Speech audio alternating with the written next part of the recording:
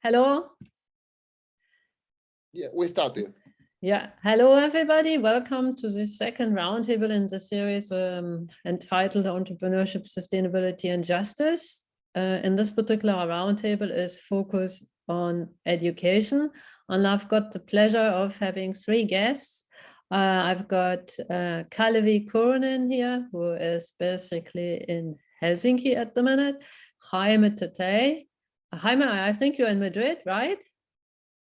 Yes, I am here Okay. at Comillas University in Madrid. Yeah. Yeah.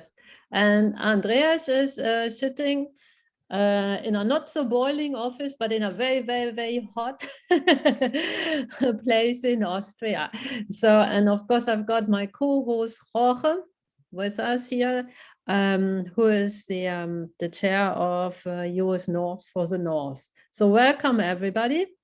So our agenda, I've just started with the short introductions. So my name is Rita Klapper. I work at the interface of entrepreneurship and sustainability. And I have a very keen interest in innovative pedagogy. I work a lot with practice, but I also like, as Kalevi already said in our informal discussion early on, I'm interested in theory, of course. I try to bring the two together so that they make sense for learners, whether they are companies or whether they are also our post or undergraduate students. So that's, that's me. Jorge, do you want to say a few words about yourself?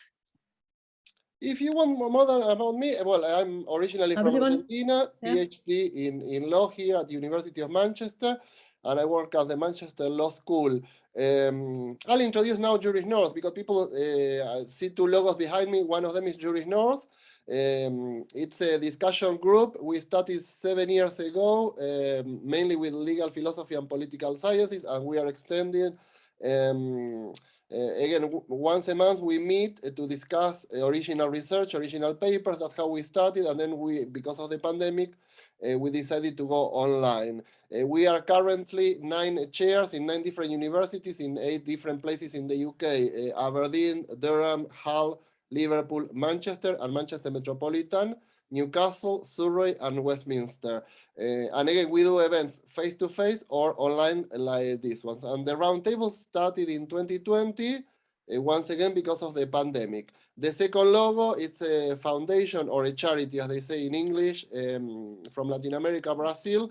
And we work for children, teenagers, and young adults, because all the events we do at Juris North are for free. What we tend to do, we use the opportunity to simply introduce the foundation, Fundação Angélica Goulart, very well known in Latin America because the founder is Xuxa Meneghel, a lady that has been working for children for more than 40 years.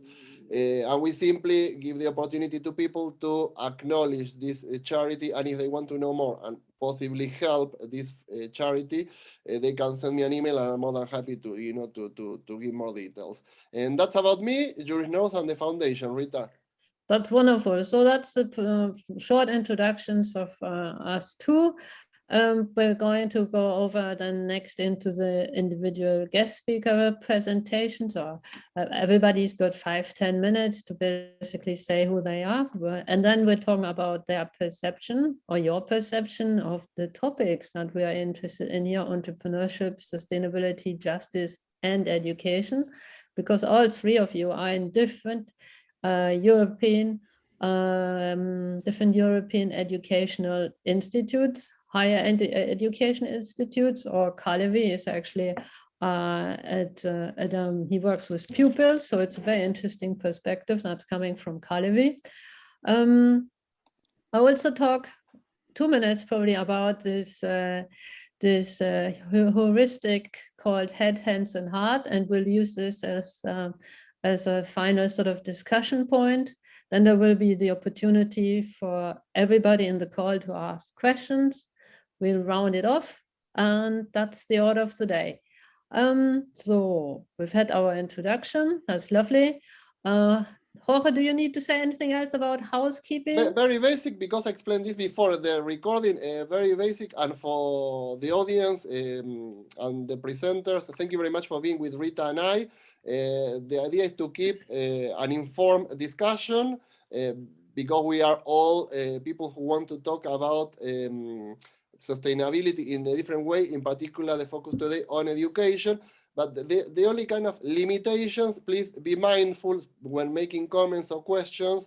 We have limited time, so be mindful of others. We are not going to stop you from talking or from asking your questions. Simply, if you want to open the game after the presentations, open the mic and fire your questions. If for whatever reason you are shy or you may not simply want to disclose your image, write down your questions in the chat box and we are more than happy to read your questions on your behalf. And the next slide, it's simply because I'm the lawyer here and we have different jurisdictions. The disclaimer, we own the images. Why? Because we are conscious we have different legal jurisdictions. However, you have our permission to share them. The only thing we are asking Rita and I, please send us an email, either Rita or myself. I guess you know Rita or me, so please send us an email and we would be more than happy to share this with you. Once again, this is simply because of copyright issues and each of our own images, and people may not want, to have their images shared publicly. That's why we do that. And that's from me, Rita. Great, thank you, Jorge. So a very warm welcome to Jaime, Andreas, and Kalevi. And I put a couple of questions just on my first slide here. Please take this as an opportunity to say who you are, what you do, what your job is, your professional activity, where you do it, maybe also with whom you do it, and actually also why do you do what you do. Who would like to start? You can go first if you want. Yeah, lovely. Yes. Can you see me and hear me well? Yes, yes, yes. Okay, so I can start and then feel free to ask any questions if I don't spend the whole 20 minutes. So no, you don't have to talk for 20 minutes. Okay. It's basically, the whole thing should be 20 to 30 minutes for Great. 3 people. Yeah. And then we go over to the next slide and talk about the topic more specifically. Okay, so let me introduce myself. This is Jaime Tatay. I'm from Spain and I'm based here in Madrid, in Spain. And I work at Universidad Pontificia Comillas University. And I've been teaching for the last 6 years. And just so you know, my background, I was first trained as a forest engineer.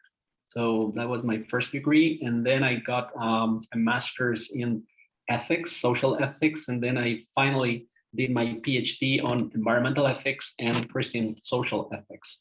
So I have this first engineering background, but then I veered towards ethical issues, environmental issues, especially. And this is, it is where I still, I'm somewhere in between these two worlds, because I mainly teach at the School of Engineering. So I teach ethics there to undergrads.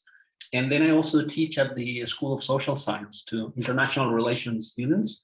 I teach an introductory course on sustainability. It's a very broad perspective of sustainability. And also at the School of Theology. So I teach to theologians on environmental ethics and Christian ethics and how they relate to each other. So this is basically what I do. I mostly teach to undergrads, but also a few courses on to master's students. And thank you. Yeah. So I didn't want to interrupt you. Please, what did you want to say? Yeah, so again, so I'm following your guideline. So, and then where do you do? Well, so I basically work at the university. I'm not, I don't work at any other business or any other, I'm a full-time professor at the university. And I work both with engineers and ethicists, philosophers, and theologians. So this is the type of people I work with. And what do I do? What I do? Well, I do it because I like it. I really enjoy what I do. I like my profession. I like teaching. I like doing research. I'm kind of an outsider here because I'm not very strong on entrepreneurship.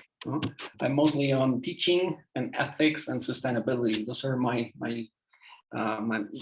fields. My expertise is there, not so much on entrepreneurship. Although some students I work with, they are now in businesses. Some of them have started a business on renewable energy, and some of the international relations students have applied to programs on environmental issues too, and so there is an indirect connection. But I don't have a business background or an economic background as such, and that's it. So if you want to ask any other question, or I may add something else later if you want. Well, actually, I would beg to differ that you're not the oddball out here. I really wanted to get into the forestry service too. Before I did what I did, I applied to the U.S. Forest Service many times and did a volunteering service trying to get into that. So I really appreciate that. I think that's an outstanding thing in your teaching. I struggled when I was in my 20s to figure out what I wanted to do as a passion, and I was in the U.S. military. Tried to do the U.S. Forest Service because I'm from the Rocky Mountains and the forests that we have there. And then I grew up in Portland, Oregon area. So the trees are very, very important to me. Then I went into business because business school is a lot easier to get into than engineering school. And then I started a little company and I found a little passion in entrepreneurship. So then I started studying it. So I've kind of struggled my way through a lot of different things and wanting to go into the Forest Service, and the ethical side coming from the Pacific Northwest. We'd have a lot of good conversations, but I did not get the career that I was hoping for there.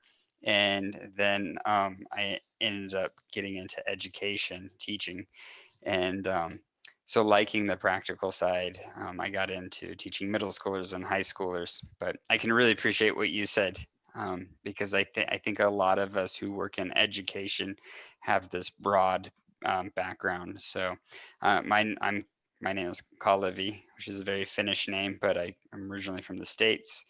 But I now teach middle school and high school entrepreneurship, economics, and there's some administration work in there too. But I like my profession of teaching youth from the age of 13 to up to 18 because they have no sense of fear.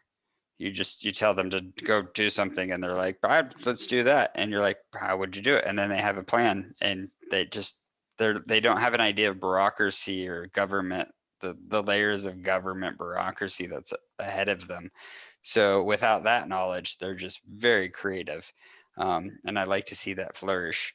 And then I do a lot of education of mentoring youth, but I use entrepreneurship. And I say that we're all entrepreneurs. So if you work in the forest industry or you're a nun, there's Belgian monastery, or, in Belgium, they made brewery. They made some of the greatest beer in Belgium, people that worked in the Christian faith. So it doesn't matter where you're at, you can be an entrepreneur. So I don't think you're an oddball out here. I think we're all entrepreneurs. We just have a different perspective on it. And Andres had a beautiful, I think that leads into him, how he had a beautiful statement before of the different perspectives of smelling a rose. If you could continue your story on that, I think that was a really good thing too. Thank you, Kalevi. Andreas? Thank you, Kalevi. Yes, my name is Andreas Zitek, and I'm working at the University of Natural Resources and Life Sciences in Vienna. I'm working there in two roles. One is as a didactical designer, where I'm working together with a team of e-multipliers to support our higher education teachers in their improved design of courses and lectures. So that I have a very simple principle behind that, which is the motivational design, the ARCS principle after Keller. And I think this is a very nice way to motivate people to go into some topic.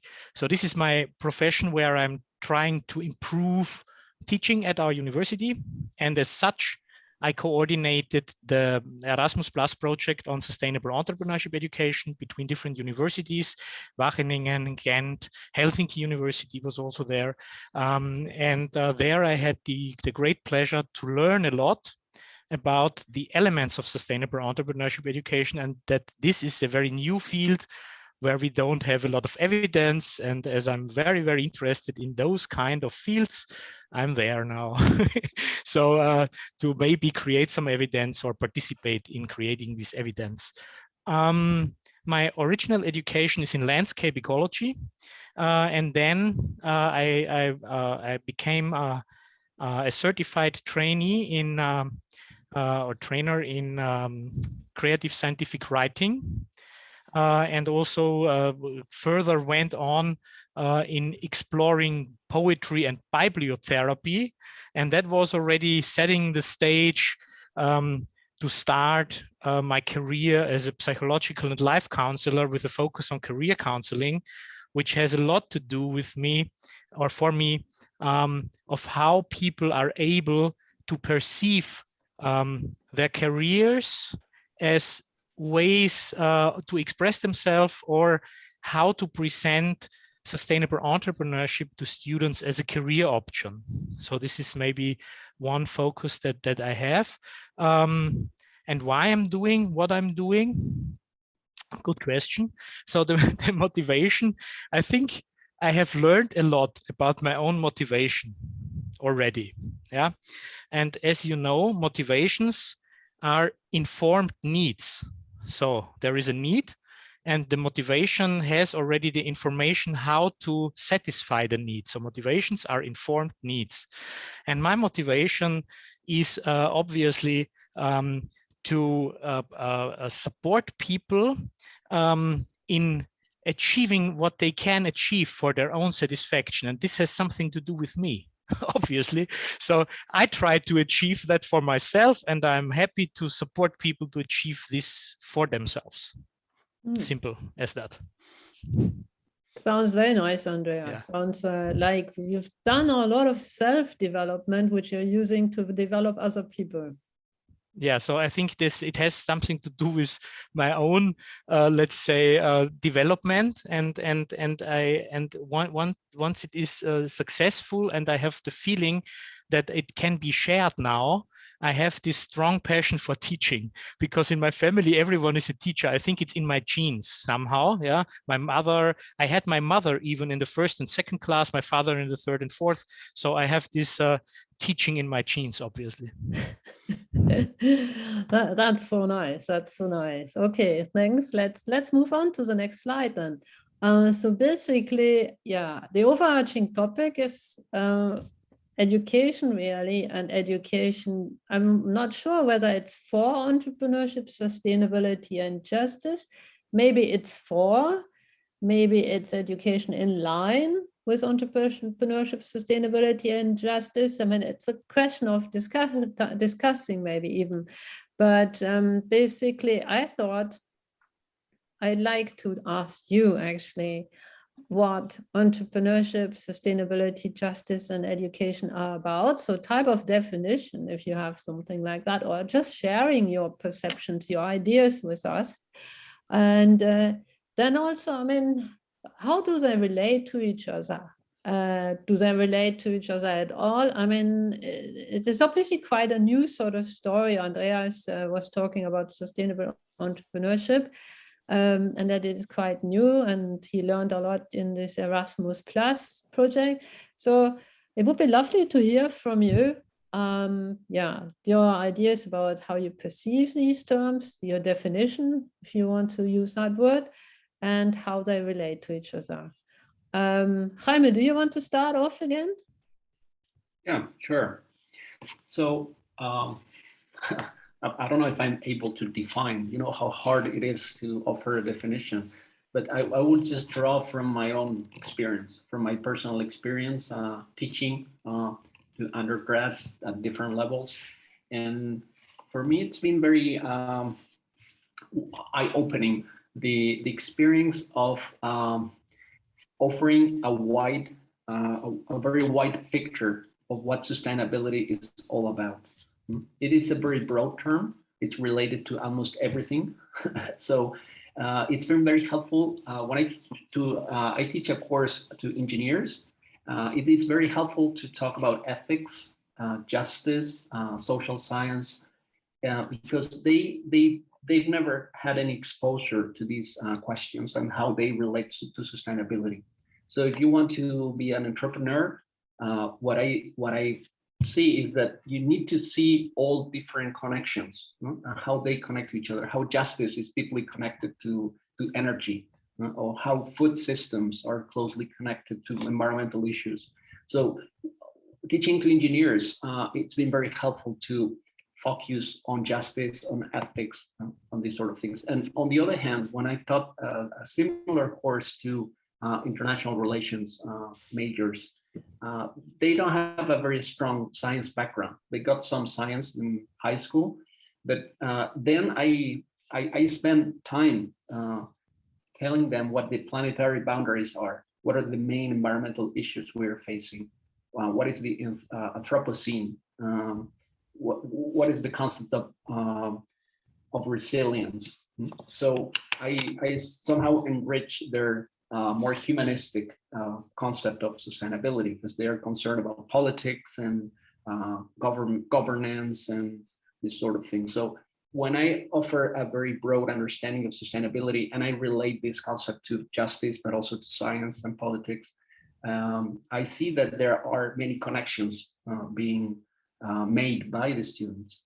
And so I don't know if I've defined anything. I'm just sharing from my own experience. And you just defined the Finnish education system, like our whole national curriculum. You mentioned key buzzwords like resilience, but the broad stroke of which the government is trying to encapsulate within the current curriculum.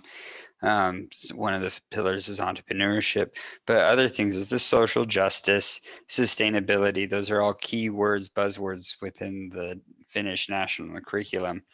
So it's interesting that you're an educator.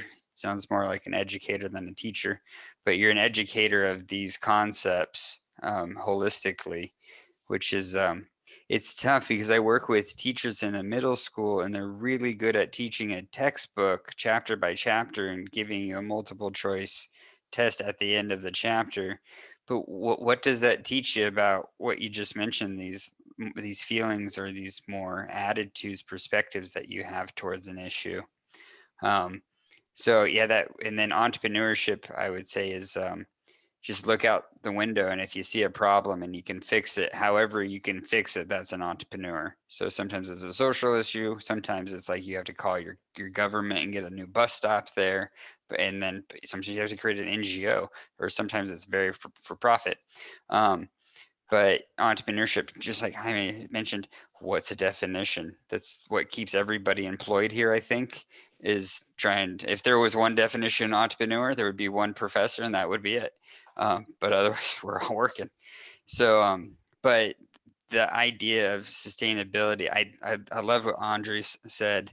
I struggle with some of my students administrative when I'm a homeroom teacher, not the entrepreneurship or not the business studies teacher, but the homeroom teacher. I have some students that they fight the system. They don't want to come to school, or they run away, or they're having behavioral issues.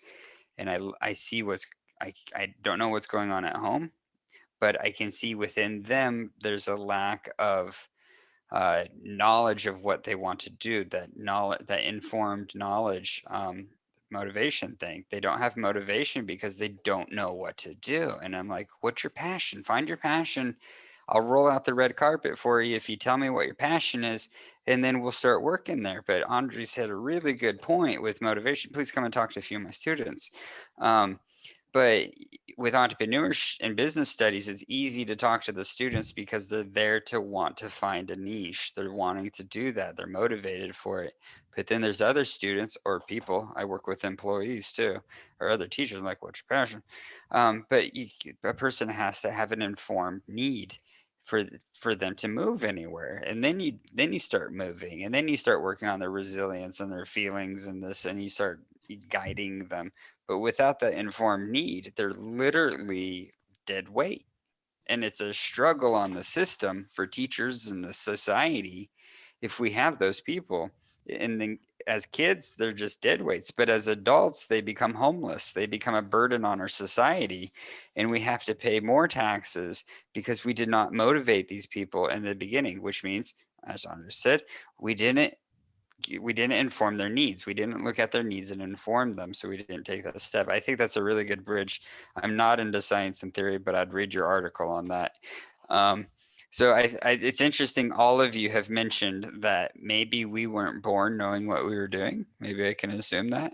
And we've maybe have struggled through different paths, but it's led us into education because we're secure now in telling other people it's okay to fail forward. And do that. And while we fail forward, let's do that in a sustainable way. Let's not like fail forward and frail our arms and break everything in the process. Let's take a deep breath and try to zen out. So yeah, it's really interesting hearing all of your ideas, because it's really hard to define a definition on all of this. And thankfully we can't define a definition on this, but I let me know if I'm incorrect, but I think a lot of us have struggled through trying to find our way of what to do. And then now we're just trying to encompass it all. And we're trying to be good human beings, and we want other people to be good human beings while they fail forward. And let's do it in a sustainable way. I don't know. Thank you, Kalevi. That's very interesting. I like this idea of failing forward in a sustainable way. I've just written that down. It's something to really sort of bear in mind and do something with it. No, it's quite essential. Andreas. Yeah, so I also appreciate the discussion between us, and it's I think it's really a nice opportunity to grow by ourselves, and so thanks a lot again, also Kalevi and Jaime for your contributions.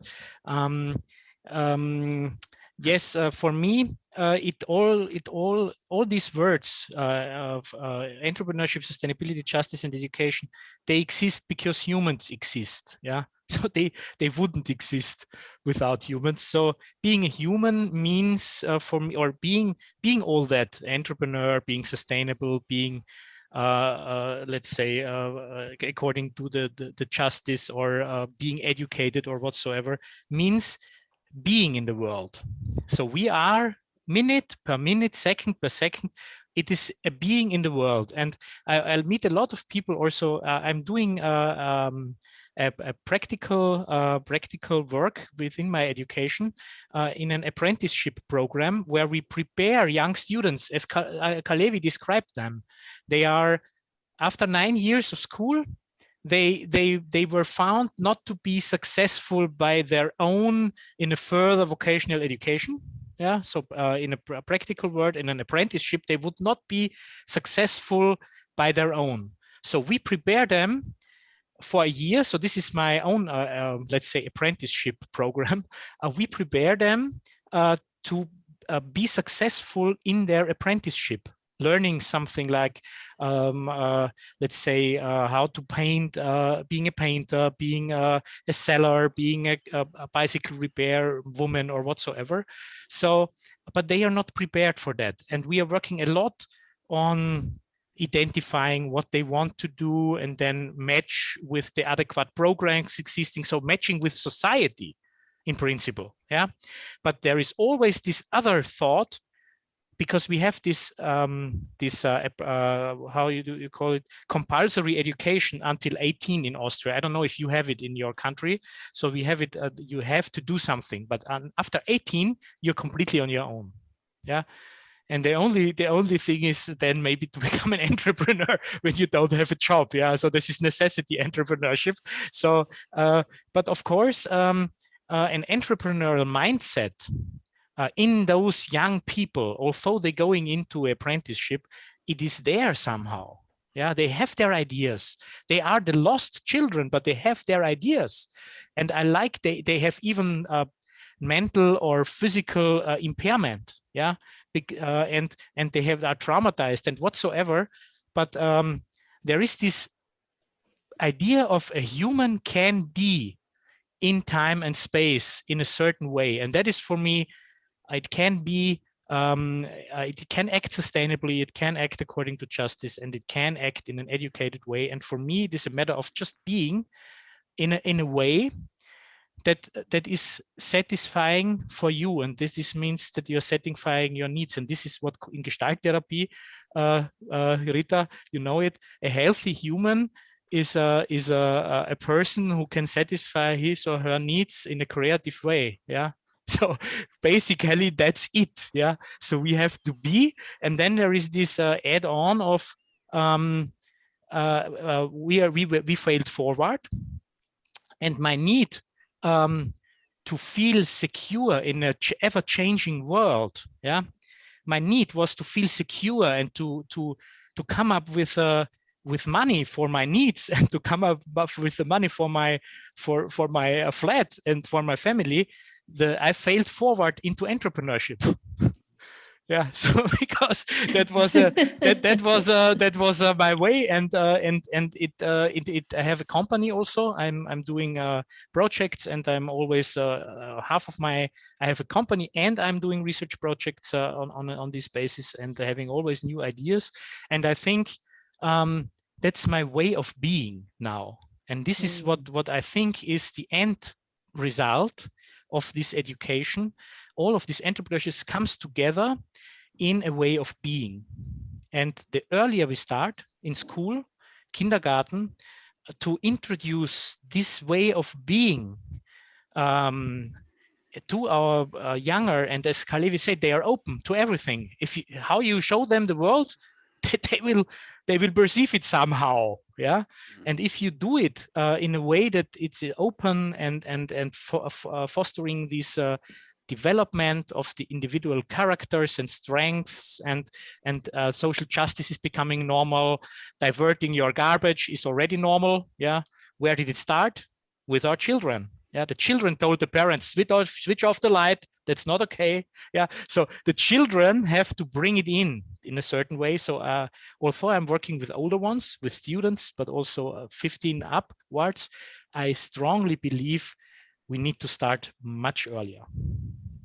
Andreas, thanks for that. I actually fully agree with you.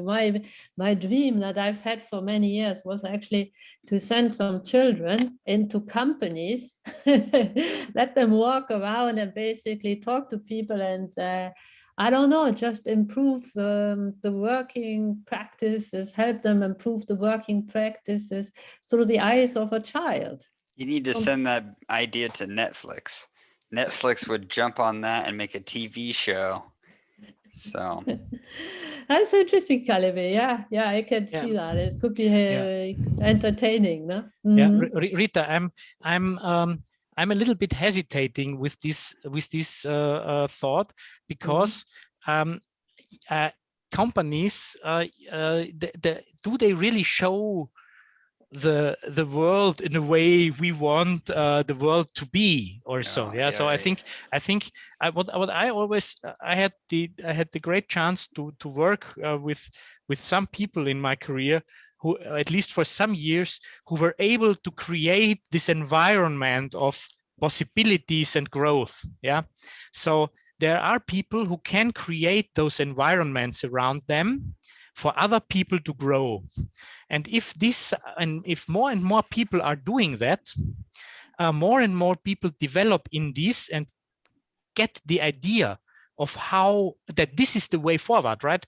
So this is the real growth is in human resource growth and in personal growth. Yeah, not economic. And I think that's actually because I'm in an interesting course teaching postgraduate students a course called Critical Inquiry into Entrepreneurship and Leadership. Last week we were looking at neoliberalism, and this week it's the commons. And it's all like, where are we now? Are we in a post-capitalist society? And yes, no, what does it look like? And I find I'm surrounded by hard-nosed capitalism, as hard as it ever been. I mean, I was just gonna say, as an American, you should shut your mouth. What? No, there's no such thing as a post-capitalistic environment. We're gonna drag that thing out forever. Yeah, it's interesting. Although I eh? think we just sacrificed the US dollar for the Ukrainian war, but it's I think that we need a paradigm change. That's one of the things that has opened me. I'm a transplant from the States. I've lived in Europe since I was 18, and it's only thanks to people like Rita that have opened up my eyes to actually the art and the beauty of entrepreneurship. So I came over to Europe as kind of a hardcore Republican, and softer ways, and what was in I think, and then Dr. Nunez wrote there in the comments there about this instantaneous gratification that the youth and people, just adults now, have to have. Europe really slows down the mentality. You can take hours to sit in a cafe and enjoy one coffee, where in American we go through a drive-through to get a liter of black coffee. And that's the lifestyle difference, and that's how we take things in. And Europeans are very slow cooked, but the youth today, no matter where they're at, are on their phones with these apps, and they have this instantaneous result. So how do we create that long-term foundation where then only discipline and motivation can start to grow? That's where we're all at here now. I would love to continue this conversation in a more dynamic way with you all. I'm getting now back into roundtables after COVID, and as a teacher, sometimes with students, I get so deprived of connecting with other adults. I'm really enjoying this environment where we can share ideas, adult on adult. This is because I get out of the textbook mindset, and it now reminds me why I became a teacher. Sometimes you forget why you're a teacher when you're grading essays and you're doing methodical things. And you struggle with kids who don't have that knowledge of their motivation. And it's really, really defeating sometimes. But I have to say, talking to you all kind of rekindles a little bit of passion of why we're all in this fight together. So thank you for that. It is also nice, just coming back to a couple of comments here, this idea of instantaneous gratification everybody seems to be looking for, everything has to be fast, seems to be highly contradictory to the idea of being, the being, how a human can just be. And that's the thing, because I mean, I would like to hear from you about that. I mean, I see it as a contradiction, because if I, with my Kundalini yoga, these or meditational techniques, I try to obviously, yes, in a way it's entertaining, but yes, in a way I would try to bring people, learners, closer to the essence either of themselves or entrepreneurship and sustainability. So get them closer to the idea of being, right? But at the same time, that goes against the general trend of everything has to be super fast. Everything has to be and show an instantaneous gratification. So I don't know. How do you see that? I mean, it'd be interesting to hear a little bit about that. Yes, Jaime. Yeah. So listening to what you said, I was also rethinking a possible definition on entrepreneurship. So I always got to rethink that definition. Always got to rethink it. Yes. So I think that an entrepreneur is someone who can see clearly, and can see clearly not just the problems, but also the gaps, the connections, and the possible solutions on the opportunities. And that requires a lot of discipline, as Jorge just wrote a while ago, because that's hard work. You need to slow down, you need to read, you need to listen, learn how to listen, and learn how to read. And I think we are losing those abilities because of the speed of the information, and maybe because of the way we've been teaching lately too. We just are stuffing a lot of data and knowledge, but there is no wisdom there. It's just information. that information that does not sink in deeply into the person. So it just stays on the head, but it doesn't go down to the heart, or however you want to call it, to deeper knowledge, if you want.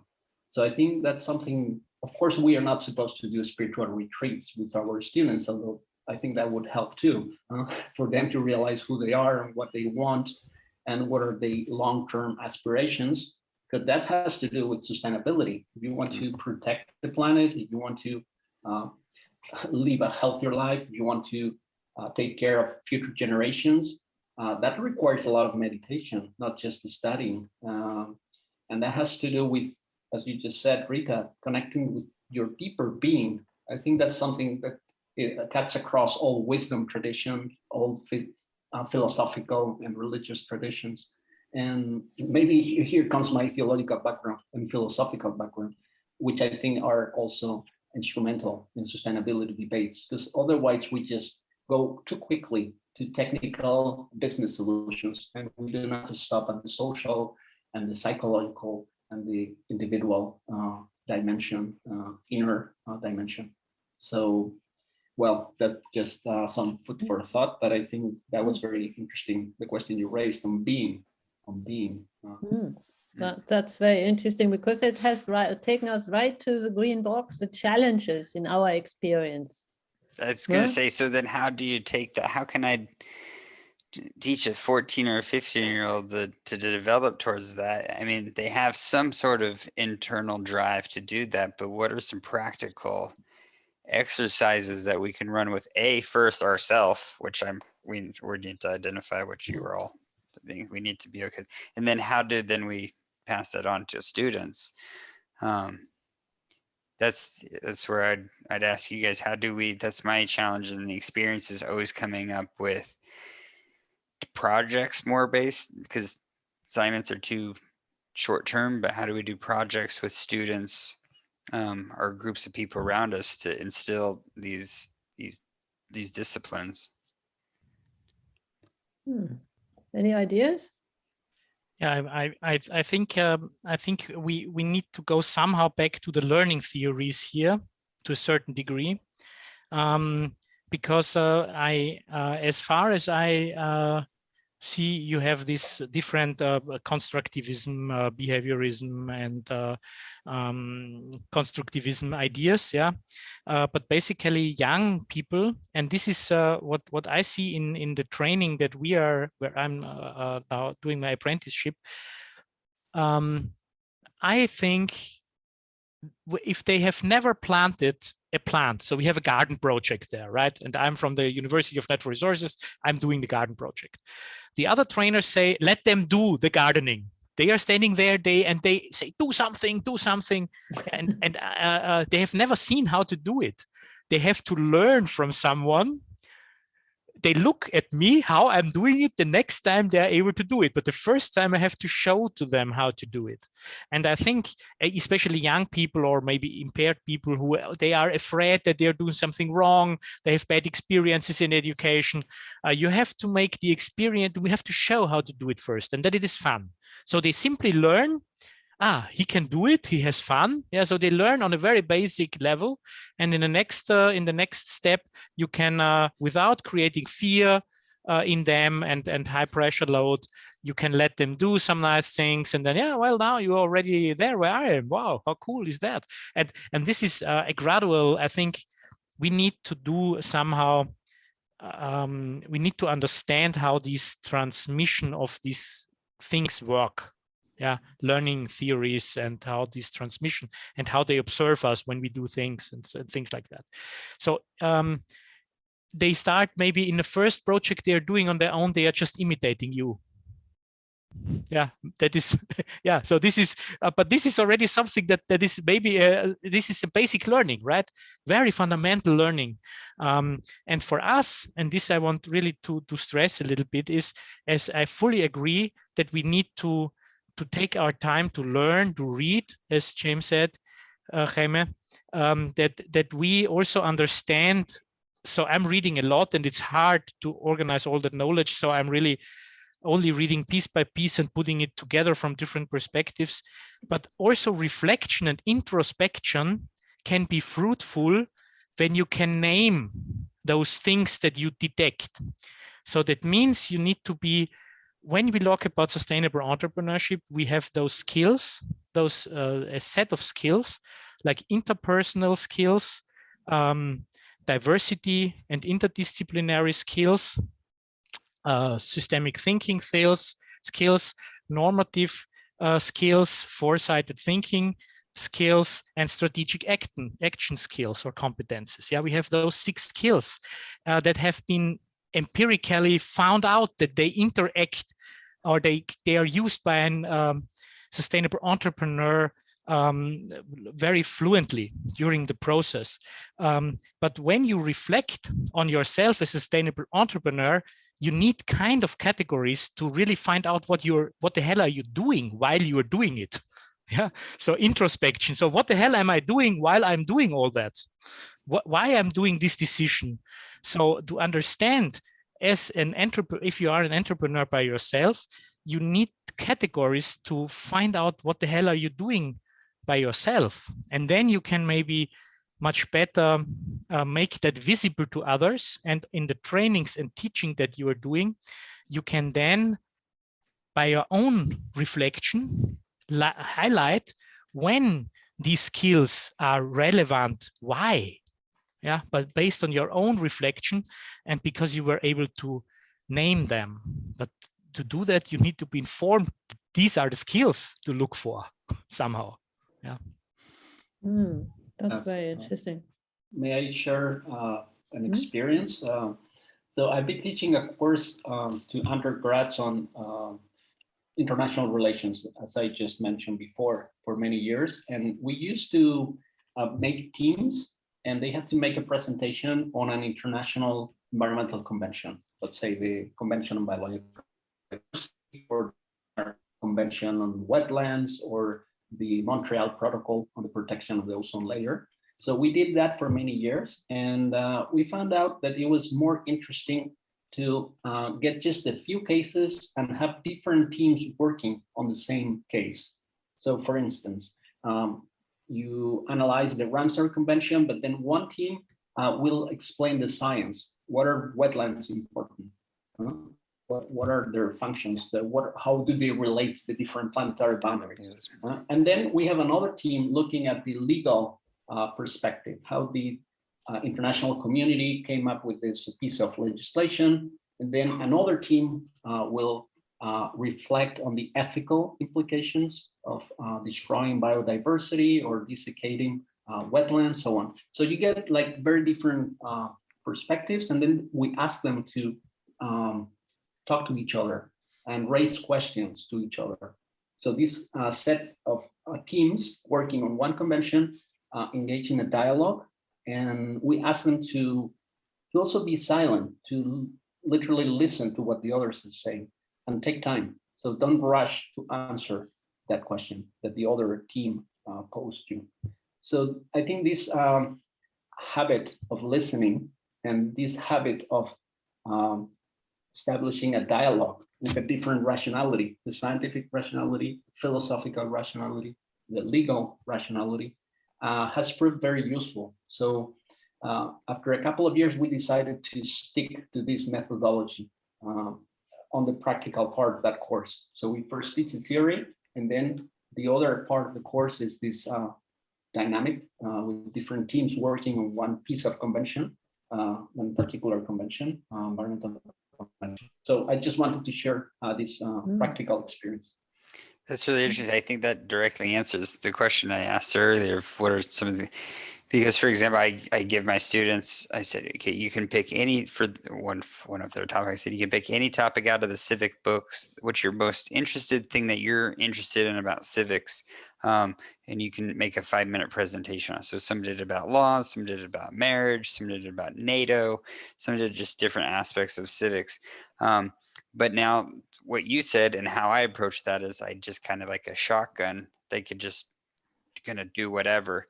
And then that helps them maybe identify their passion a little bit in civics.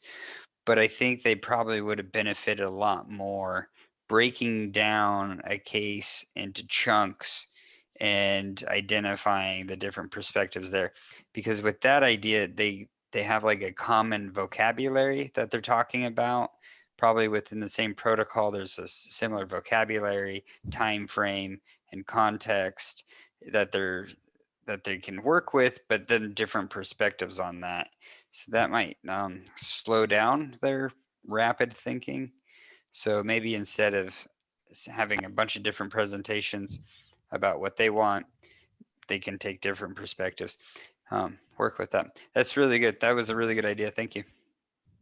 That's interesting. I mean, I also actually like this idea of, in Jaime's case, of them starting with this kind of common core, of this core of common vocabulary, which is given by the case, but then analyzing, working with the case from different perspectives, where probably the different perspectives, for instance, whether it's an ethical perspective or some kind of philosophical perspective or business perspective, they all bring their own languages again to that core to the case.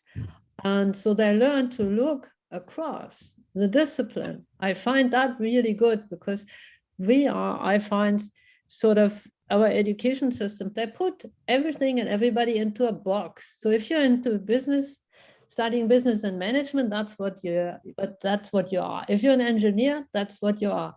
But actually in real life, I've met a lot of people, engineers, who've come to me because they say, oh, actually, I need the business dimension.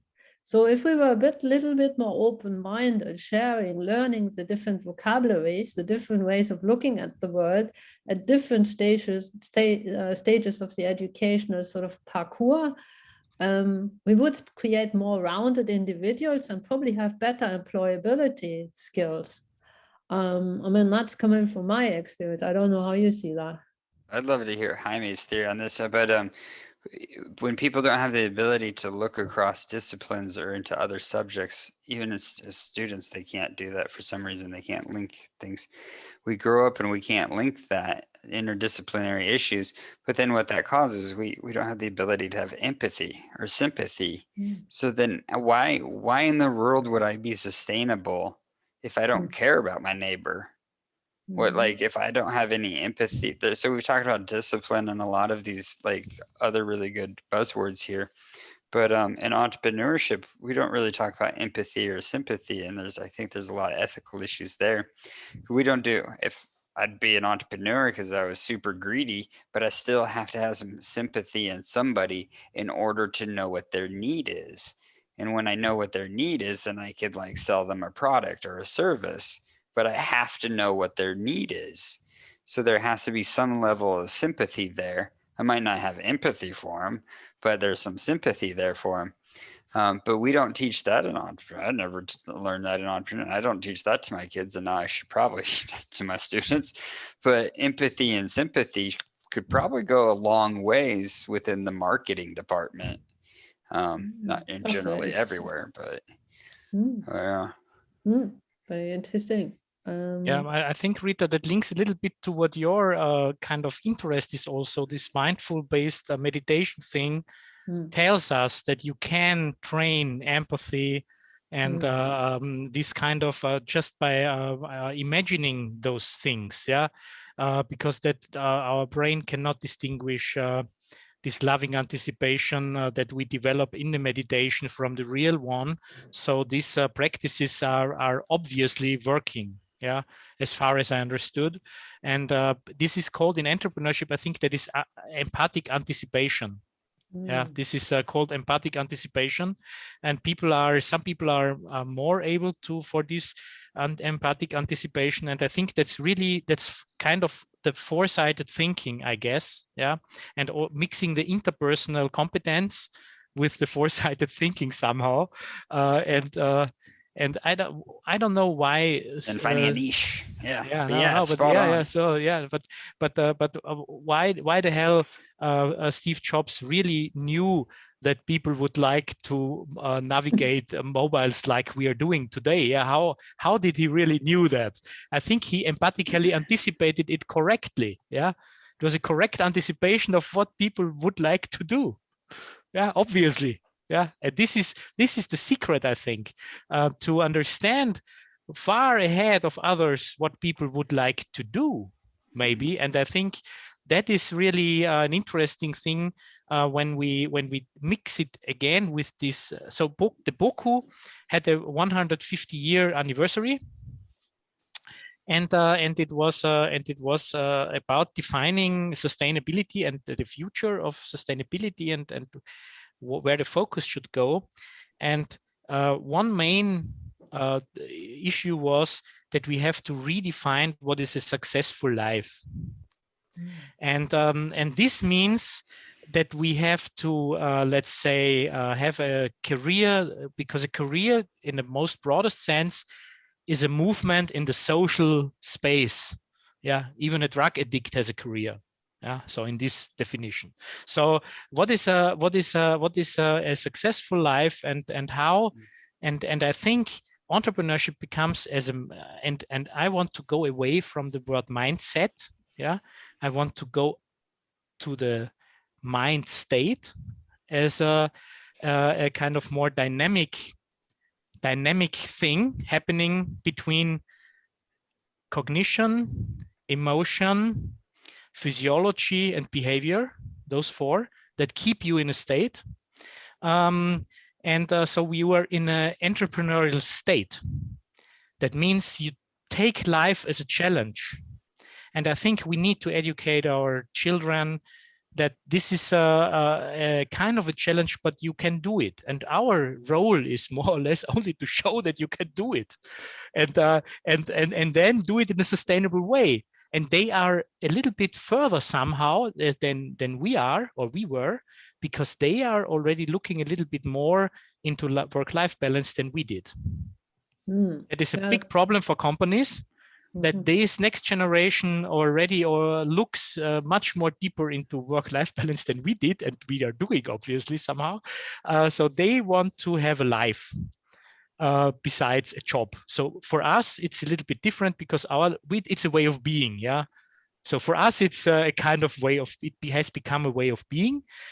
This is also a message, yeah. So very kind of different message. So, but they really distinguish between job and private life.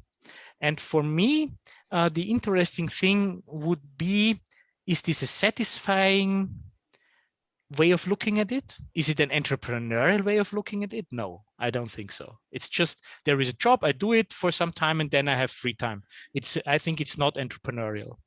The entrepreneurial idea would be, how can I satisfy or deal with my fears, my needs in a creative way, in a changing world, yeah, to make money for my living and satisfy my needs. So I think that is entrepreneurial status of looking at things, and not a mindset, but a mind state. Yes, and I think that can be in a certain manner. This is somehow what we need to teach them. It's a need, because there will be no fixed jobs for a lifetime anymore. And we know that in the modern job counseling literature, you tell people that they have a job of a maximum 3-5 years. Yeah, and then they switch again. So the other skills become relevant then, if this is the situation.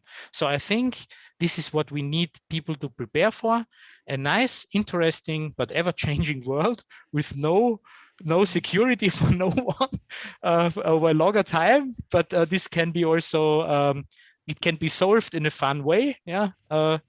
So that's the point that I want to make here.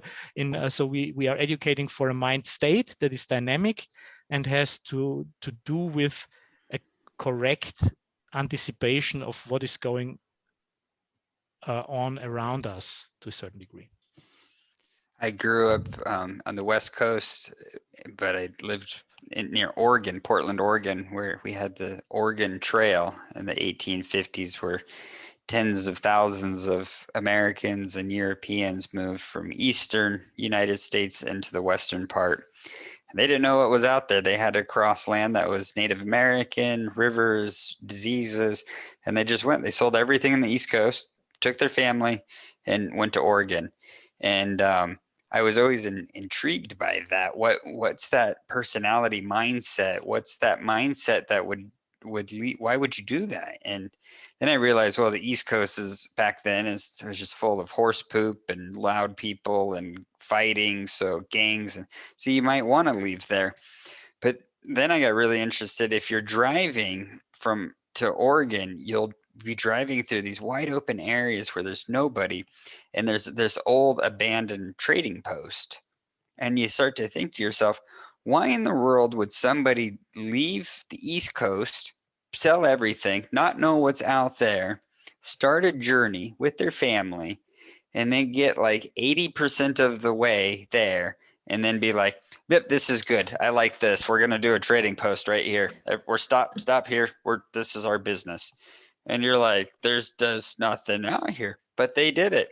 But there's that mindset, and our Portland NBA team is called the Trailblazers, and they're out there blazing a trail. They're pioneers. Or in the West Coast, we had these forest mountain men who would just go and build a trail 200 years ago. But there's that mindset, these entrepreneurs who didn't know what was ahead of them. They would risk everything, including their family, and drag them into this unknown. Why? And then there's this mindset. Well, that's the mindset that would cause genocide with Native Americans, but it's also the mindset that created the western part of the United States. And then we found gold, and then and then as Jaime in the Spanish, then we clashed with the Spanish down there. But that mindset of how do you then like Cortez your way through and figure this stuff. Now we can do it in a sustainable. We don't need to be like the Spanish person Cortez and just not be sustainable as we go through South America. But how do we pioneer? How did we develop the moon? How do we travel to the moon and Mars? And how do we do all of that and be pioneers and trailblazers? We don't have to be negative and be like, oh, the youth is so lazy and we can be positive and think, how are we going to colonize the moon? How are we going to do all of this and be pioneers? We need to get out of our selfish ways, and we need to be pioneers again. But we have to create a catalyst for that. But we all live in a paradigm change. We're always living in paradigm changes. In Finland now, we're joining NATO, and we have to turn our lives off because of Russia. So it's a mindset that we have to talk about. We weren't talking about that years ago. Now we're all turning our lives off because it's expensive. Years ago, we said we should have turned off our lights because it's sustainable. But there's this paradigm change. But the one consistent thing that goes through that red thread, that red line through all of these paradigm changes is our personality. It could be peacetime, it could be war, we could be backpacking and traveling, or we could have 3 kids and raising a family, but we still have this pioneering mindset or this entrepreneurial mindset. I thrive when I'm surrounded around people like you because I can bounce ideas off of you. So I really want to thank Dr. Nunez and Rita for establishing this kind of framework. This is what the world needs. I think this is where catalysts are born. But how do we sustain that spark?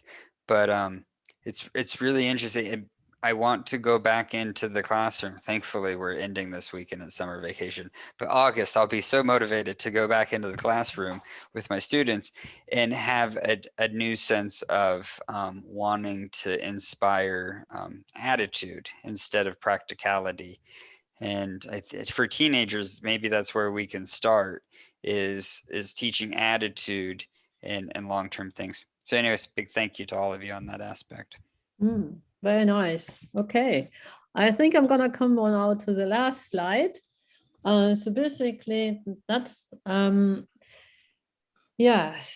the heuristic head, hands and heart is built on Sipos et al.'s very extensive literature review, and I came across this sort of three sort of way of looking at learning, education, even assessment in 2016, when I was working with postgraduate executive audiences at Leuphana University in Germany, near Hamburg.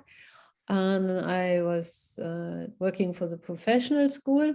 And I was quite intrigued because I got these professional portfolios, and they said, Rita, this is basically the way we assess. There's a head dimension.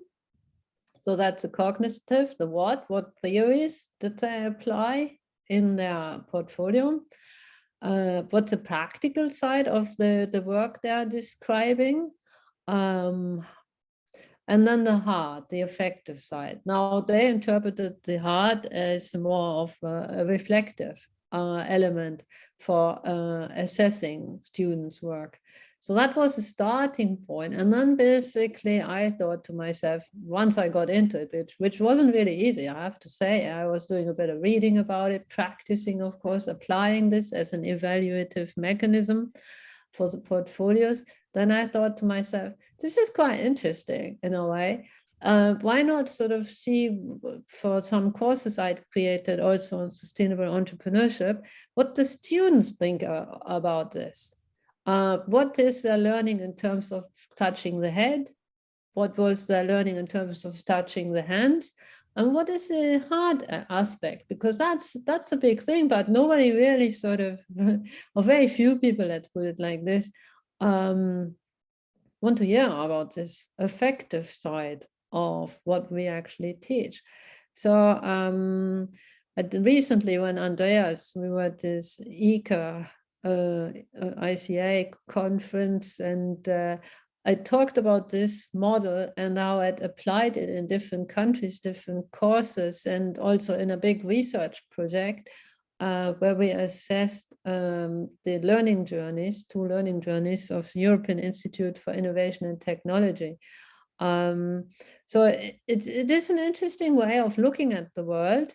And basically, I'm suggesting, and that is another, so I hope there's just 5-10 minutes discussion maybe, maybe we are doing some of this already, maybe we are doing all of it already, but maybe it's necessary to actually have this holistic view in order to examine for us who we are as educators, why we are the way we are here in this world, in this planet, not on this planet, but in this planet. Really, that's important for me.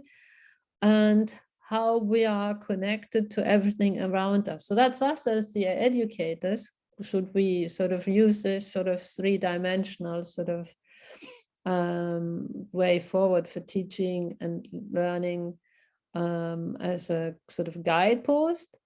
And of course, yes, I mean, the student side, the course side, what would we basically put into all of this, given that we're talking about entrepreneurship, sustainability, justice, quite challenging topics?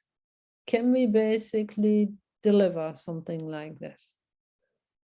So yeah, so that's a little bit of the challenge I wanted to give us now, to sort of examine maybe us as educators maybe first, and then the student side and the course side. What it would look like. If we assess or think about what we do like this, let's go on the other side of assessment, where, for example, in the States, I grew up doing Scantron multiple choice questions, so A, B, C, or D, which trained our mindset as Americans to be able to learn facts, dates, small pieces of data. We learned how to process answers that would fit into a multiple choice Scantron type of test. And then I came over to Europe, and it's more writing essays, analyzing thoughts, and even for high schoolers. So high schoolers are told to think about thoughts and to analyze the why and the how and the what. in the States, when we have Scantron multiple choice, when I say Scantron, I don't know if people know, but it's, you fill out the test with a pencil and then you can put this answer sheet through a machine and the machine can read the answers and then it's an automatic score. So the teacher doesn't even have to do very much marking. So it's lazy for the teacher. And then what happens is it creates lazy for the student. 20, 30 years later, we have an entire generation of people who have no ability to do critical thinking, because we have no ability to do critical thinking because we were trained to answer in factual data, just these like small little pieces. So we can't analyze the connections there. What happens then? Well, then we get people like Trump, where that just feeds that little nuances. And if Trump is good or bad, it doesn't matter. But what he did was he psychologically hooked onto a generation of Americans and could speak that vocabulary. And nobody could critically think about what that little piece of factual thing he was saying. So then you come over to Europe and people are like, how in the world can Trump happen in the States? And I'm like, because they can't critically think. It's good or bad. It is what it is. It's just that's how they were educated. So if we can do something like this, where we assess students or projects or things like this with the head, hands, and hearts, it creates a little bit more of a holistic environment where we can assess people. That's where I see that, but thanks, Kalevi. Yeah. Okay. Any other sort of just very quickly to follow up Kalevi, you know, we say there is no critical thinking. We are not asking them to do critical thinking. We say, you know, when we do the introductory classes, you are meant to critically analyze X, Y, and Z. But in reality, when we do the marking, we know our institutions, at least here in the UK, we tend to go for popularity rather than quality. So I wonder, you know, when we were talking earlier about motivation, and it came to me because motivation seems to be in vogue.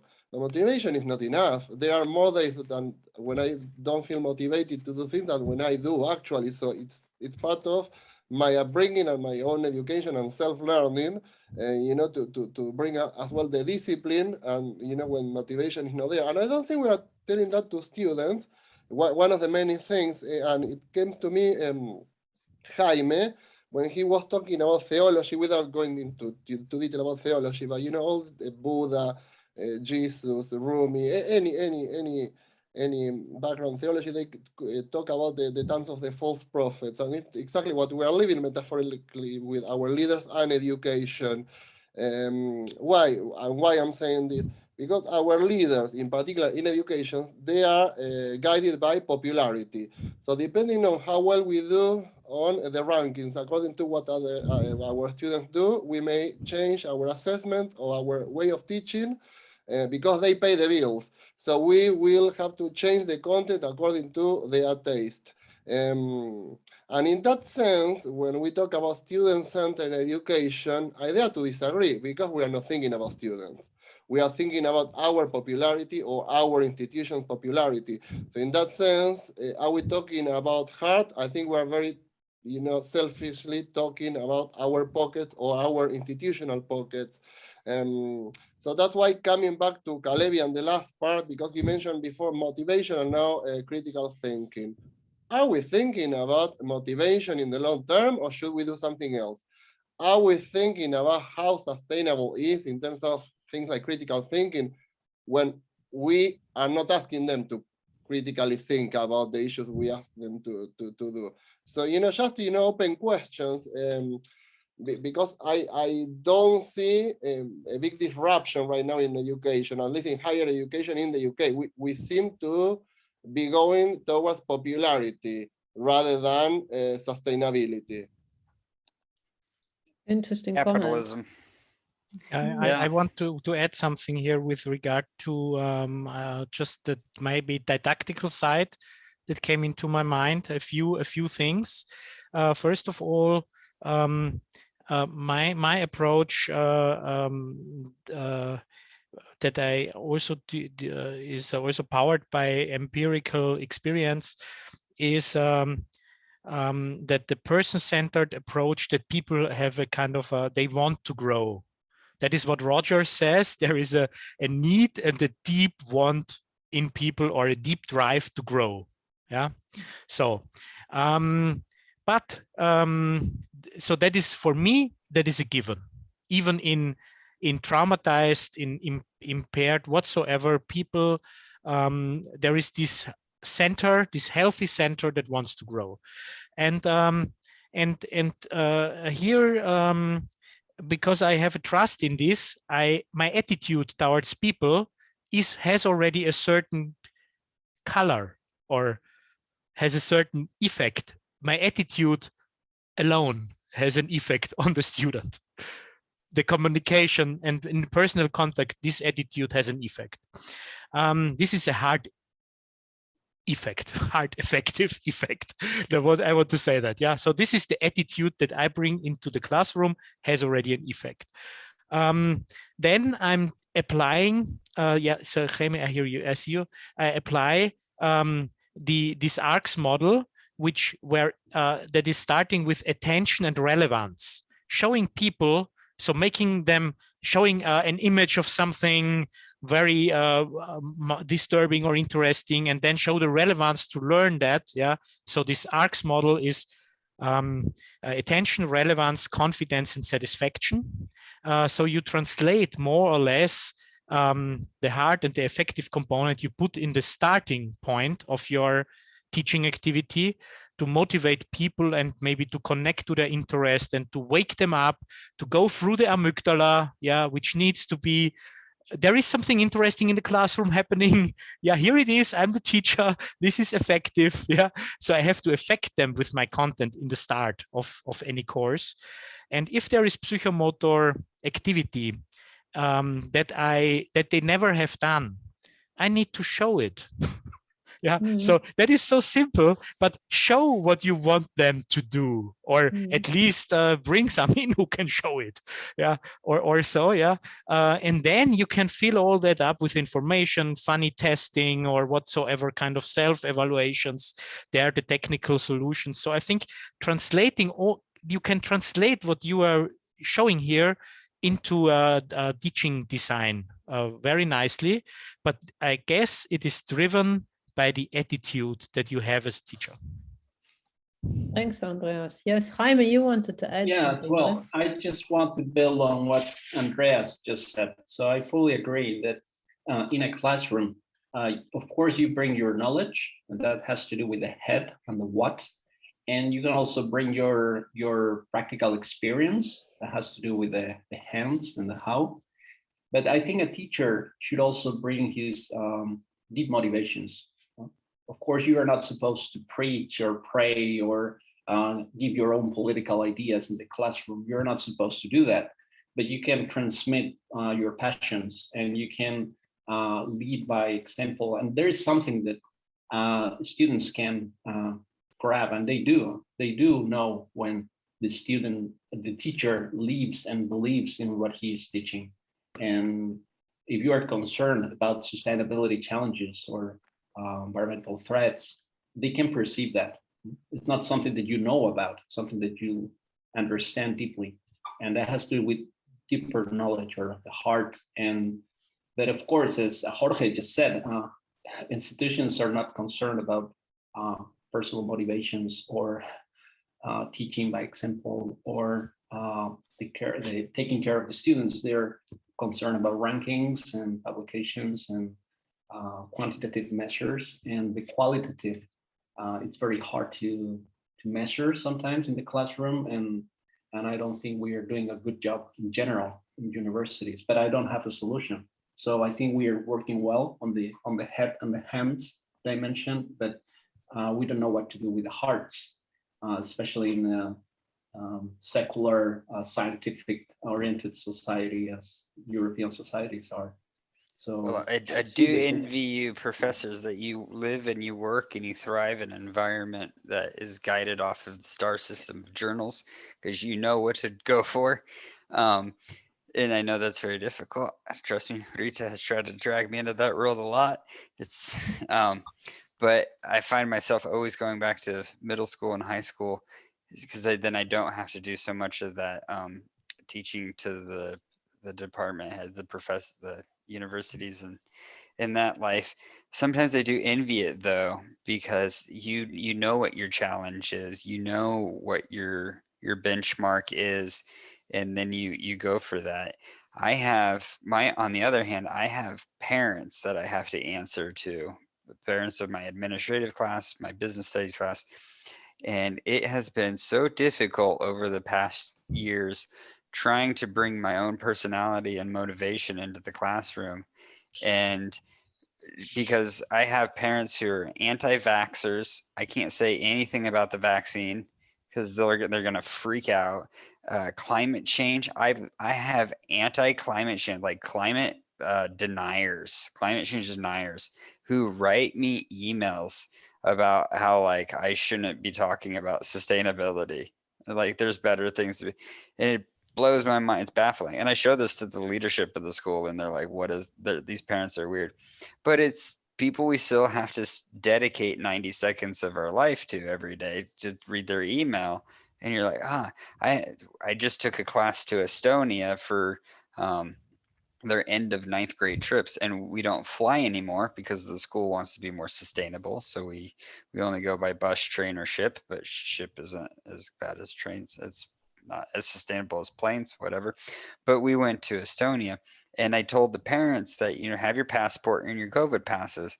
I had one parent write me back like a 4-page email about how the vaccine kills more people. And I'm just like, oh, I just waste my time reading that email. Sometimes I wish I could just go publish in a journal and then go through that process instead of dealing with the emotions of this person. So anyway, I love the idea of, we have to bring our personalities into the classroom because that's what inspires, because we have to be inspirational. That's what we are. We are inspirational people. That's our job. That's our calling. That's our passion. We have to embrace that. We shouldn't doubt that. We should encourage each other of our awesomeness because we're great educators and we're inspirational. And don't listen to the parents or your department head. That's all I have to say. Yeah, I want to. Yeah, Andreas. Yeah, I just. Well, I also have these problems. I'm the head of the parent association at the school of my daughter. Oh, great! I also have to deal with these kind of emails that you mentioned. Yeah. So we have also this problem. But what I wanted to say is and I'm somehow especially when it comes down to these issues, I'm really also I also get stuck. Yeah, in my abilities to deal with these people. Yeah, but in principle, my aim is to learn to deal with these people. Yeah. So okay, so this is but what I want to say is what I wanted to say is we need to be authentic. That is for real. Yeah. So we need to show how being looks like. Yeah. And good teachers, they are just showing off a very nice way of being in when they teach. Yeah. So this is but what I wanted to say is that it is the attitude and the belief in the students, whatever opinion they start from. Yeah. So this is this attitude, and there is this in German it's Haltung. Yeah, and it's the attitude that you as a counselor or a psychotherapist you have for any kind of person that shows up in your room. The attitude heals. Yeah, the attitude is already the moment of start where the healing starts. And Rogers came from psychotherapy when he said the person-centered approach works also in education. The person-centered approach became the learner-centered approach, but the principles are the same. And this means the attitude that you bring in for them as humans with this potential and will, even if they don't know they have this will, or you trust in them, and that already does something. Yeah. And this is what I mean. This is the effective component that I bring in, because I'm on a daily basis. What I experience in the work with these people now also in my practical work, but also in my work with students, they want to grow. They are just afraid they cannot do it, and they don't, and so on. So, but if you and then what I want to say is also that you never should load a pony with the load of a horse. Yeah, so that means any person has this zone of proximal development. ZBD, yeah, Vygotsky, I think it's Vygotsky. So this the zone. So how can you grade people when they have different zones of proximal development? How can you grade development? You cannot grade development, because to grade development, you have to know each person's zone of proximal development. You can grade things that should be doable, or that, so that for a profession or whatsoever, but personal development, and it's non-linear process, as we also sometimes know, the existential experiences and whatsoever. So there is also existential education, yeah, so where you focus especially on these non-linear elements of development. So this is, I think, the attitude of, and this is why we work in our didactical courses for university teachers. We focus on the attitude. So I always introduce the students, I reintroduce the students as humans. Yeah, basically. Yeah, that's so nice. Yeah, thank you. Yeah, okay. I'm basically going to round this off. Just I had just actually a lot of things what you've mentioned about the different types of learning activities are basically just on a bit of this slide.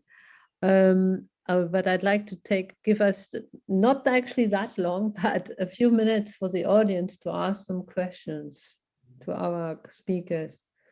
If you have some questions. Rita, there is, I don't know if you've seen the chat box, there is a comment from Seshi Onifade. Okay, no, I think her that. question was exactly what Andreas was just talking about, of having this environment of where, you know, we didn't know we could be sustainable, and then we can be sustainable, and then we can discuss these things, and there's this this progression of environment of where we can start to talk about it. I am super, now I look at life, I'm super thankful to come from the Pacific Northwest, Portland, Oregon in the 1980s and 1990s, where we were given a tree to go home and plant, and we were dividing our garbage and our recycling then. And I thought it was completely normal.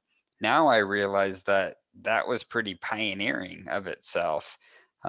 So we need to instill these concepts into children at a very young age, and we are those kind of role models of what society is.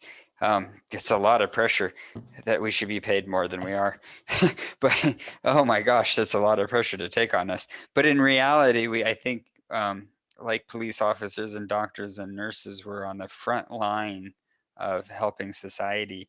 And I do business studies, but my other passion is civics. So I'm really into politics, and Jaime and I could talk about international relations a lot.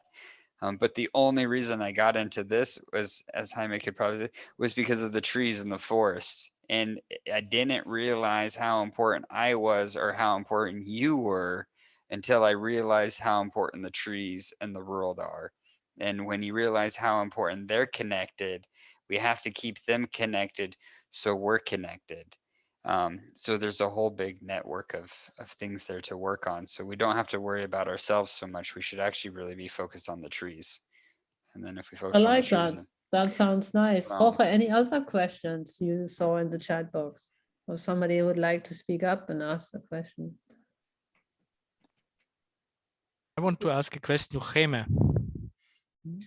Because you told you have a philosophical background.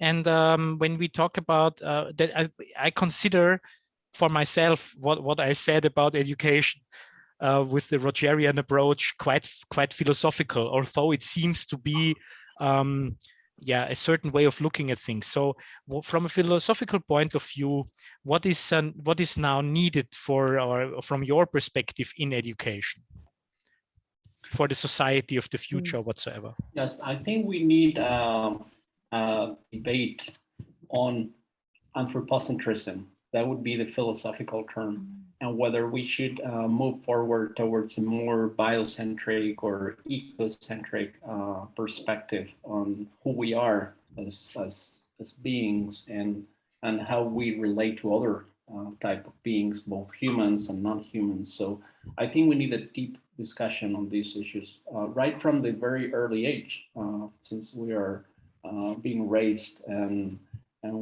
primary school and all the way up to the university. Because this may seem like a very philosophical, metaphysical question, but asking who we are and what are we doing here and how are we supposed to relate to others, not just humans? I think that's the key question that philosophy can help us answer. It won't give us the answer, but it will help us engage in a dialogue, in a meaningful dialogue that will hopefully help us as a society. And we need to keep on raising this question along our lives. That's what I would say. I agree with you, but then, and Andreas as a parent teacher administrator, there's parents out there that don't want teachers to talk about certain issues and don't want certain questions to be raised because their kids are a different gender or don't belong to a gender, or they're from a different religion. So they don't want their kids to be exposed to these harsh other realities. And then it comes down to the parent teacher association to deal with that. And so I agree with you. Like as a humanist, as a humanities teacher, I agree with you. But in such a sensitive culture that we live in the Western world, how do we tiptoe or go across this thin ice of sensitivity to try to instill? All we want to do is instill resilience.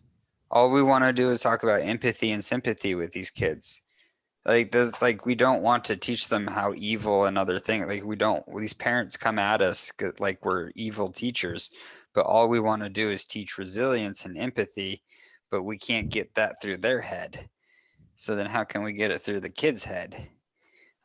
That's where I struggle as a teacher, though. But Kalevi, sorry, may I say something? Kalevi, isn't it also about basically not naming what you do? Because I find actually by not naming what I do, I achieve more. Do you see what I mean? Yeah, I think true, because a lot of I do. Yes, yeah, I think we overemphasize. Yeah, like I could spin off on a vortex on that, but that's true. Yeah, because when I met Andreas the other day, he actually reminded me because he had met somebody else that some years ago I had sent Andy Penaluna and some other people. We were all in some EU training seminar somewhere. And I basically dared this thing nobody does. I took all these high-flying personalities and I said, let's go out into the garden and you're gonna build some collage which are supposed to reflect your vision of the future of entrepreneurship education.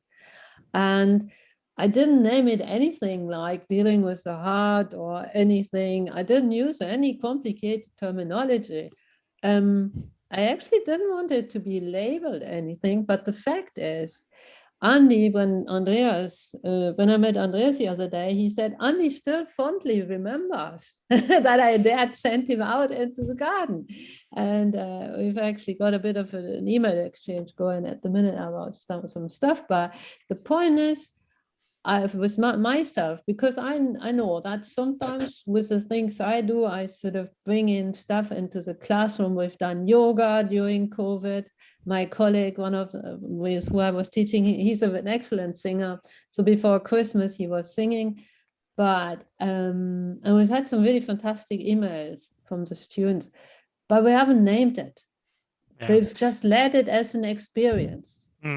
But Rita, I think that is I think this is always good to do it and not to tell that you are doing it. Yeah, and I think that's really an important thing. Yeah, but what I also want to say is that in an open society, in a democracy, some values cannot be discussed anymore to a certain degree. Yeah, so that means and what Jaime was talking about, it is in principle there is this the world history of philosophy, this book, yeah, where at the end of the history of philosophy is more or less natural sciences. Yeah, so the kind of progression, yeah, and answering who we are.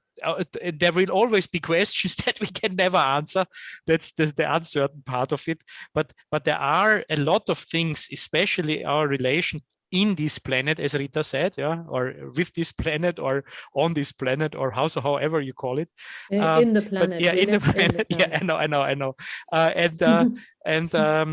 But this is pure natural sciences. We have discovered so much about ourselves already, and we can. And this is why my course on scientific writing starts with the evolution of the solar system, and with the brain, and with a brain in an ape. Yeah. Trying to write a scientific paper about the world, yeah, how crazy is that? And then that there is only one species existing on this planet, and that we are all kind of very, very similar, although we might look different, yeah, different colors as we see here. And people, they are not used to look at us as one species. That is, we are looking in, we have still this weird group thinking or national thinking, or so I think we have to open up the fundamental understanding that we are from the same species, yeah, that we have differences and they do come from the history that we have on this planet. Yeah, we migrated out of Africa, yes. We mixed up with the Neanderthaler, yes. And there were different waves and so on, and there are origins of scientific activities in Africa, yes, early ones, yes. And this is you can and I was told in the Islam world there was natural science in the 13th century, yes. There is so much, and even in our teaching we have a very Western centered view on who invented empirical science. Yeah, so there have been on the no, but there's in the whole world, in the Islamic world, much more earlier than let's say later Newton and Bacon and whatsoever. So we can introduce in a short, let's say 1, 2, 3 hours. It doesn't take long, but it takes students who we are, who are we, what are we doing here, where did we come from, and where does our unity come from that we are obviously sharing on this planet, and also maybe where do the problems come from, what are your ideas? And this is, this kind of you can nail it in a few hours with the knowledge out there. It's my opinion. Thank you. So I have to leave. Sorry, this was a very interesting conversation, but I have another meeting now at 5. I need to take a short break before we start again. So thank you very much for this opportunity. Thank you, Jaime. Rita, for organizing. Bye-bye. Nice to meet you online. Thank you, Jaime. And I think Bye, I think we're gonna finish as well, because I have other commitments as well. So well, I'm glad Andre says it only takes a couple of hours to sum those things up, because I was going to ask him how many hours does he need to be a guest speaker in my classroom for my students, and now he already answered the question. So because that's, I think my students, I think all students at that age need to be exposed to those concepts and those ideas. It's super critical for you need students to go out into the workforce and pay taxes so we can retire. That's how that works. We need a pension, so they need to pay taxes, so they need to go out and create a business and a company. Now, it would be outstanding if they can do that if it's related to their passion and their hobby, and they find some sort of fulfilling, meaningful thing to life while they do that, so I can retire. Now, there's another dimension to that. Not only do they have to pay taxes and have a fulfilling life, but now the company needs to be sustainable. So generation by generation, we're adding these things on, these layers onto what is work. And I love that analogy of it's just basically how we interact with society. It like a drug dealer has a job, he interacts with society. The president interacts with society. So it's how do we just interact with society? That's I think that's a great analogy. And then we have to pay taxes, and then it has to be fulfilling, and then now it has to be sustainable, and then it had to be global. Back in the 90s, there was that thing about globalization. So what's the next thing that we're going to add on to the youth or our jobs to be fulfilling? But just super interesting. But anyways, Andreas, pencil yourself in to talk to kids in Helsinki next August or September. No, I really liked your summary now, and I just want to add something here, because it is a great analogy also in Buddhism. There is this I think the small boat and the big boat, right? And the big boat is you just become enlightened to support others to become enlightened. Yeah. So the small boat is you become enlightened just to be enlightened by yourself, to step out of the recirculation process. But the big boat is to become enlightened to support others to become enlightened. And I think that is the next step. Live a fulfilling life. No, just translate you in this, live a fulfilling life by yourself to be able to support others to live a fulfilling life and to interact in the society with that way. I think that's for me, that is on top. That's beautiful. I like that metaphor of the two boats. With that, I'd like to close this roundtable. Thank you very much for participating. Thanks a lot to Andre, Kalevi, and of course to Jaime. Thanks to the participants. If you have any questions, at the bottom of this slide, you see our emails, mine and Jorge's. And we have a third roundtable under the same banner, but this time with a focus on disadvantaged communities. Scheduling will be around end of June, and I'm working on the key speakers.